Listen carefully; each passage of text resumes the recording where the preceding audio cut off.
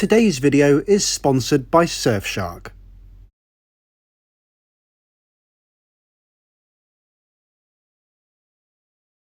Hello and welcome to another video, and welcome to Curacao. I'm in the capital, Willemstad, and today I'm going to be taking a very special trip. I'm flying with KLM in world business class on their 747, right in the nose. Come with me and enjoy the trip. Willemstad is surely one of the most photogenic places I've been to this year. Take a European city and soak it in bright paint and you'll get the idea. It's only 40 miles from the coast of Venezuela and enjoys some of the most consistently good weather in the Caribbean.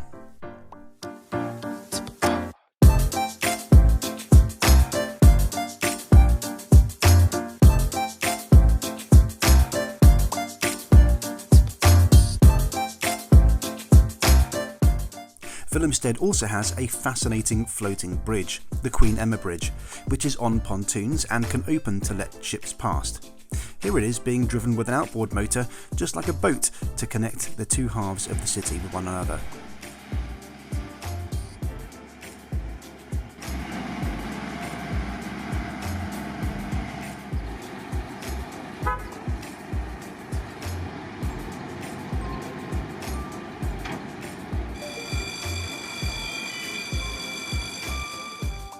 By the way, just in case you're wondering, I am at home, safe and locked down in the UK, waiting for the virus crisis to blow over. But thanks for your concern, I've been looking at all of your comments recently.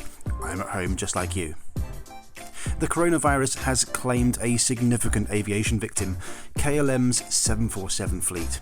Although they were due to be retired next year, the airlines decided to accelerate the retirement to now.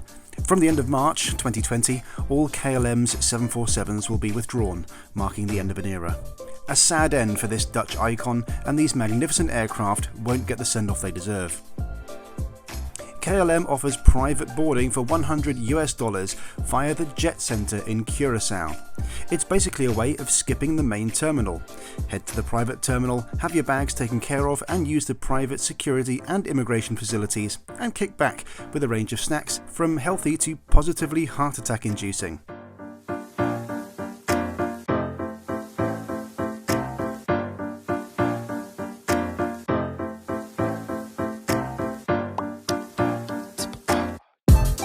The main reason I parted with all that money for the private boarding was really to get one last close-up of the KLM 747, thanks to being taken to the aircraft by car. You can choose to board before everyone else, or be the last on board to maximise TV and snack time in the lounge. Everything here is really simple and easy, and it really does feel like cheating at the airport. You don't need to enter the main terminal building at all. I got it.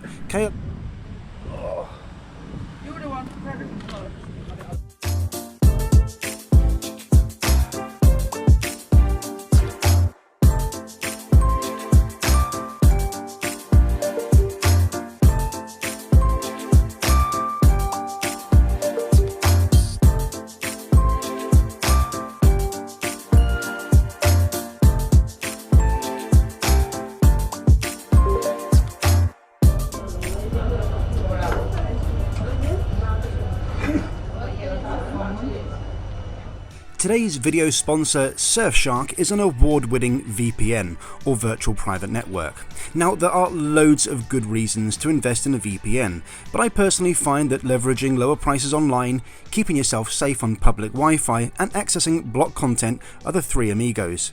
There are lots of other features too, including a whitelisting facility, industry-leading encryption, and a kill switch in case your internet connection drops.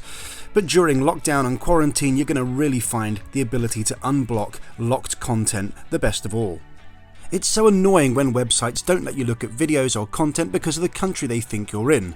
Engage the VPN, select the country of your choice, and voila, you're able to watch that blocked content again with no issue.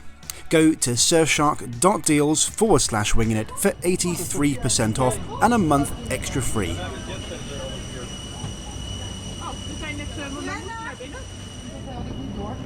Hello. Hello. KLM's 747s have a very long galley down the right hand side of the aircraft, and that's behind this curious looking wall in the front economy section. Thai Airways and Garuda also have a similar configuration. There are 15 business class seats in the nose cabin, a further 20 are on the upper deck.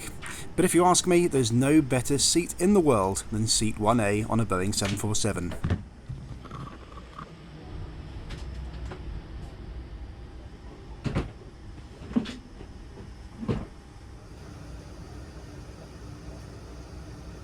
On KLM, it's one of only 3 solo business class seats too, along with a window seat in the last row and this very exposed throne seat in the middle of the cabin. There are also 2 lavatories between the 15 business class passengers in this front cabin.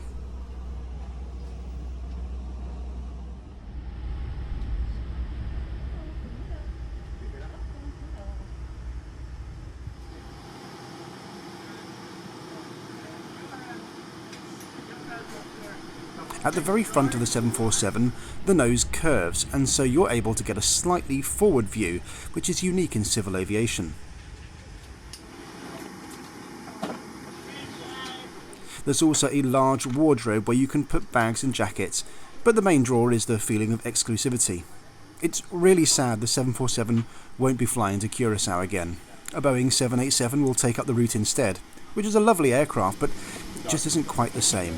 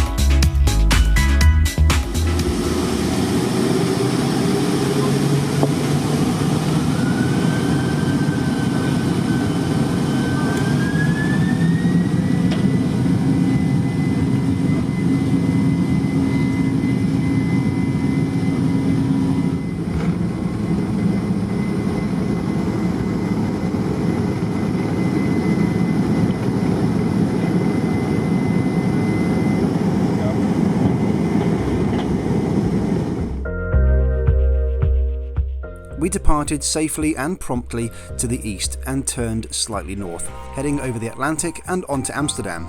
KLM World Business Class has been a popular request on this channel for a long time, although the 747 has, or had, the oldest business class seats of the whole fleet. It's not hard to see in these pictures how outdated the product is. After all, before the surprise retirement announcement, this aircraft really only had a year of life left in it anyway. The advantage of 1A was always having the 2 storage areas and direct access to the aisle thanks to no seat neighbour.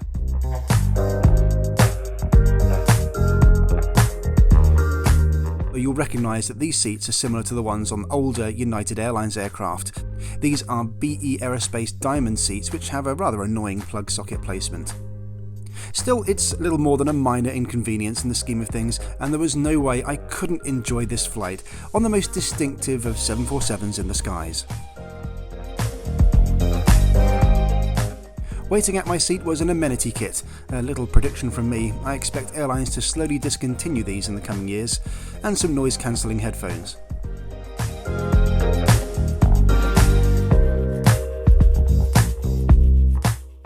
This flight leaves at 5:15 in the evening, so dinner and drinks were accompanied by beautiful views of the sunset from 35,000 feet. KLM's signature Negroni cocktail is delicious, although I was rather surprised not to see Curacao orange liqueur on the menu, which is fantastic.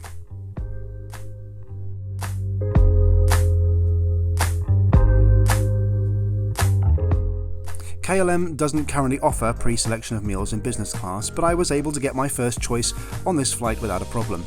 The duck breast starter was probably the highlight of the meal. I'll always go for duck on a menu if I see it, and I went for a white wine to accompany my chicken teriyaki.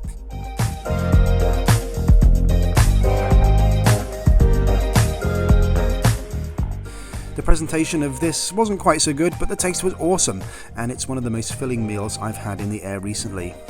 Overall, a perfectly acceptable business class meal, and heavy enough to make me want to sleep without feeling too full, so it did the job.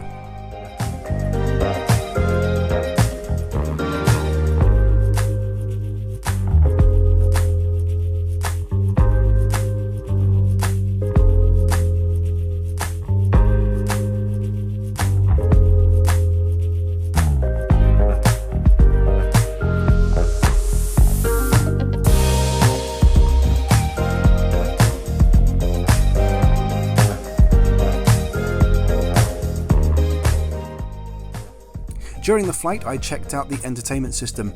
There was enough variety of content, but all of the TV series seemed to only contain one episode, I assume because of limited storage capacity on this old system. So I just watched a film and checked out the very basic in-flight map before deciding it was a good time to get some sleep.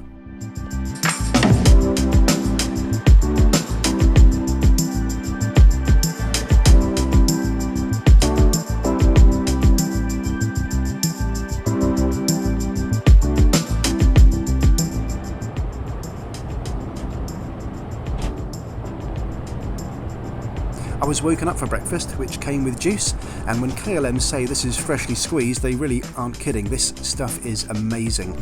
And a surprisingly thoughtful tea selection too.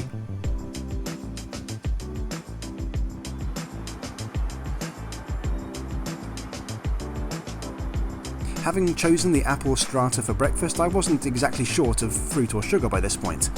Oh, and if anyone can tell me why airlines insist on serving croissants, the only breakfast bread to literally shatter and explode when you bite into them, I'd be grateful for the explanation. KLM have a great tradition of letting you take home a little Delft house when you fly long-haul business class with them, which I think is really cute. Yeah. I don't know which one to get. Maybe I'll get this one here. Thank you. You are okay.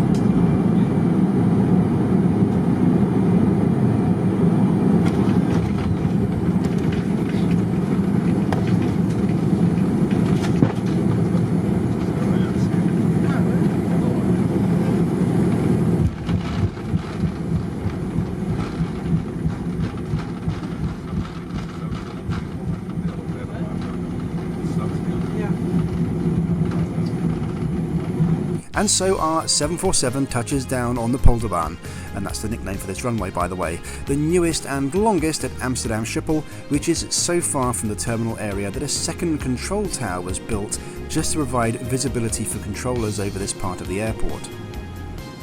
This was a return ticket costing me about €1,600 in business class. Not a bad price at all, and as it turned out, I ended up flying on one of KLM's final 747 flights in the last few weeks of service. Since I filmed this video, Qantas have also retired their 747 fleet in similar circumstances.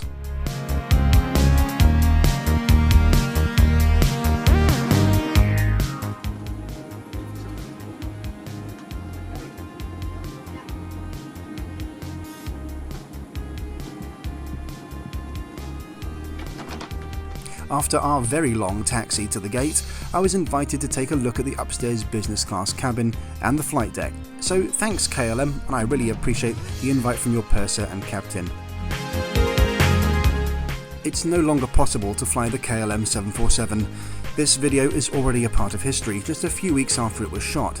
But KLM's reputation for being a fun and friendly airline will endure, and most passengers who aren't aviation nuts like you and me will really enjoy the new 787, replacing the Jumbo on the Curacao route and others. Don't forget to get 83% off and an extra month for free with Surfshark VPN. go to surfshark.deals/wingingit and enter code WINGINIT at checkout. Thanks so much for joining me on this historic trip, and I'll see you again in the next video.